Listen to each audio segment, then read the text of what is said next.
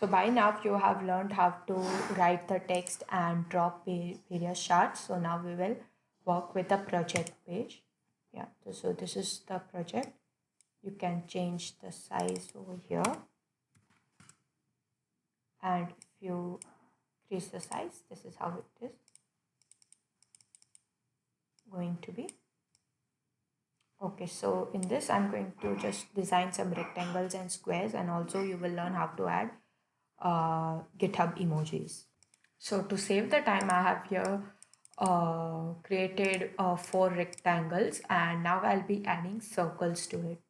So I've created this circle, and I will place it over the rectangle like this, and then I'll create a circle of another color and add it.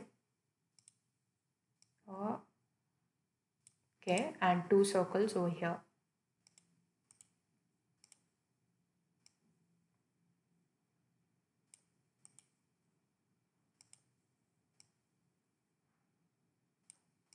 Okay, so this is my project page, and inside these circles I'll add GitHub emojis, and in this I will write some project details. So to add the text, I've already written the text, so I'll just add it like this, and then you can change the size or the shape of the rectangle as per your needs. Now let us see how to add the GitHub emoji. So to add the GitHub symbol like this, you will first go to this icons8.com, then type in GitHub and whichever symbol you like, just click on that and right click, and then you copy the image, go back to your Figma, you paste it over here, and then arrange it to the circle, select the right size, and then arrange it over here.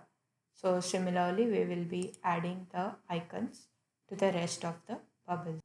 Similarly, you can add your rest of the projects in these 2 bubbles.